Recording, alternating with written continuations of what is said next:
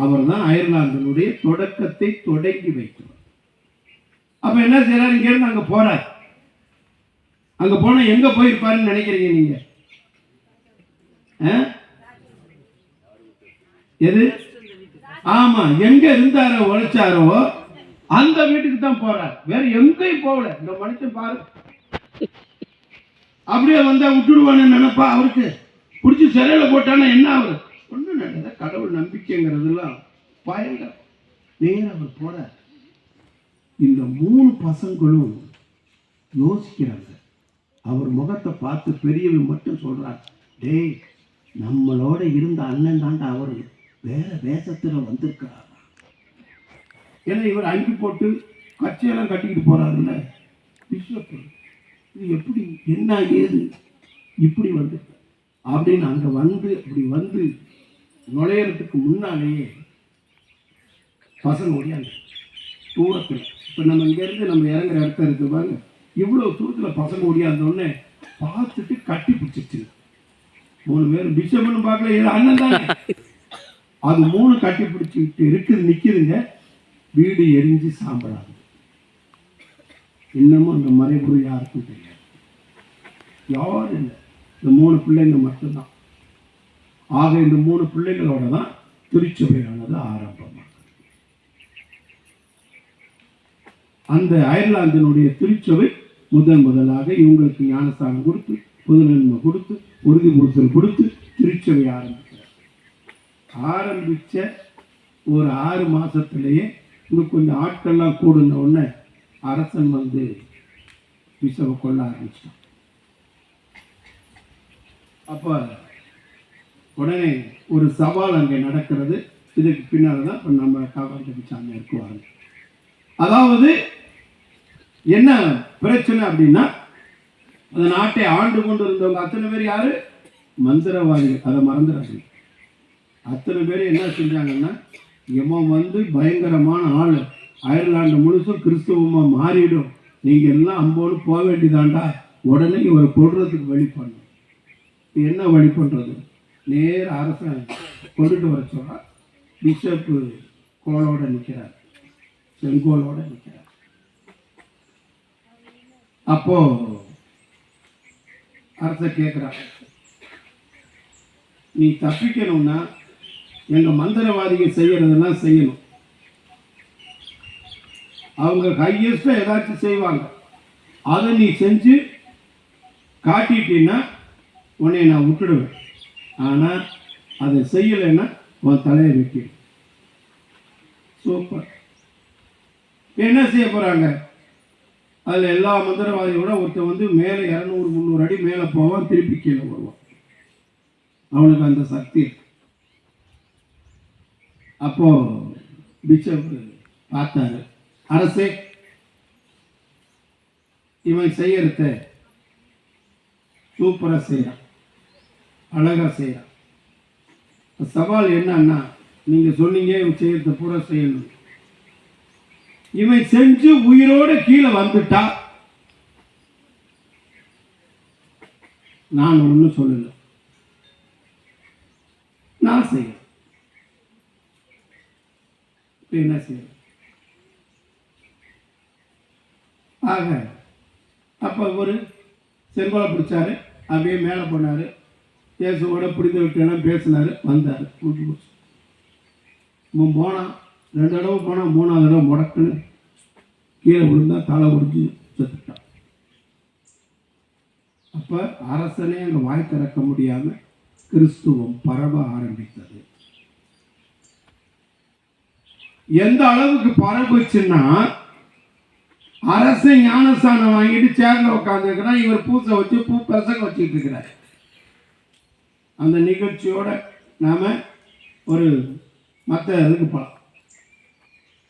அப்படின்னா அரசன் உட்கார்ந்து இருக்கிறான். இவர் பிரசங்க வச்ச ஆவேசத்துல தன்னுடைய செங்கோலை தூக்கி இப்படி குத்துனார் பாரு, நடு கால நல்லா குத்திட்டார். யாரு? அரசனுடைய கால். ஆனா அவருக்கு அது தெரியல. பிஷப்புக்கு அரசன் காலில் செங்கோல் இருக்குது. திடீர்னு பார்த்தா ரத்த வாட வருது. எங்கிட்டா என் ரத்தம் வாட இயேசுவே விட்டாரா அப்படின்னு கீழே பார்த்தா அரசனுடைய காலில் ரத்தம் ஓடிக்கிட்டு இருக்கு. அவன் என்ன சொன்னான் தெரியுமா? அதை பார்க்காதீங்க ஆண்டவரே, நீங்க பிரசங்கத்தை தொடர்ந்து வைங்க. விசுவாசம் எப்படி போயிட்டு என் அருமையானவர்களே, இப்படித்தான் பத்திரிசியார் முதலாக அயர்லாந்தினுடைய நாட்டை கிறிஸ்துவமாக மாற்றினார். அதுக்கு இன்னும் நிறைய ஆதாரங்கள் நான் சொல்ல ஆரம்பிச்சு சாயந்தரம் 4 மணி 5 மணி கூட அவ்வளவு இருக்கு. இந்த அயர்லாந்தினுடைய மக்களுடைய வாழ்க்கையில பல போராட்டங்கள் வந்த பொழுதுதான் இந்த போராட்டங்களிலிருந்து கவாண்டாபி சாமியாருடைய குடும்பம் அதற்கு முன்னதாகவே அங்கிருந்து குடிபெயர்ந்து இருக்கிறது. போராட்டத்திலே மாறி இருக்க அவங்களுடைய தாத்தா, அப்புறம் அதுக்கு முன்னால் இருந்தவங்களா இப்படி அயர்லாந்துலாம் இருந்திருக்கிறாங்க. இப்படி அயர்லாந்தினுடைய விசுவாசத்தை ஆழமாக்கிய அந்த மண்ணிலிருந்து புறப்பட்டு வந்தவர் தான் நம்முடைய பேரது தந்தை கவாண்டப்பி அடிகளார் அவர். சரியா? அப்போ அவருடைய நம்பிக்கை மிக ஆழமாக இருந்திருக்கிறது.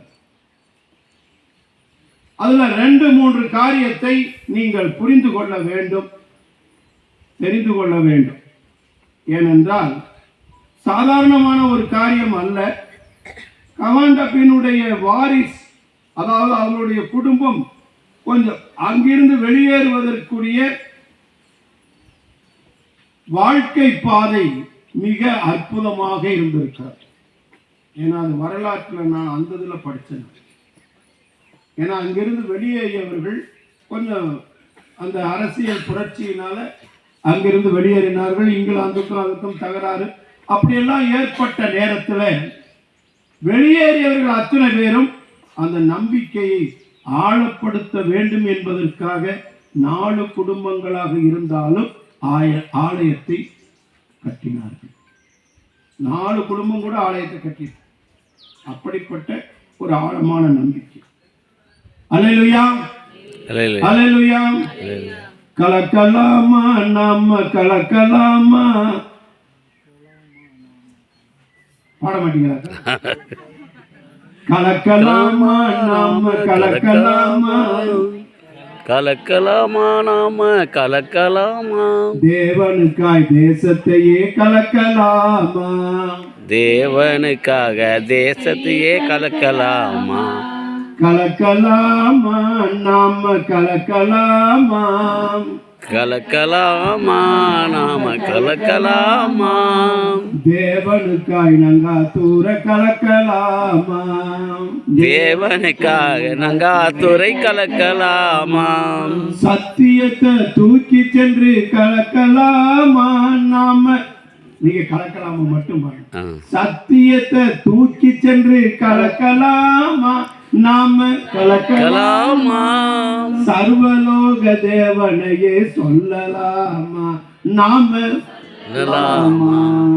கலக்கலாமா நாம கலக்கலாமா, தேவனுக்காய் தூர கலக்கலாமா, சாத்தானின் கோட்டைகளை உடைக்கலாமா நாம உடைக்கலாமா, சாபம் நிறைஞ்ச மனுஷர்களை மீட்கலாமா நாம மீட்கலாமா, கலக்கலாமா நாம கலக்கலாமா, தேவனுக்காய் தூரை கலக்கலாமா, ஆவியிலும் உண்மையிலும் ஜெபிக்கலாமா நாம ஜெபிக்கலாமா, ஆராதனை செய்யலாமா நாம செய்யலாமா, கலக்கலாமா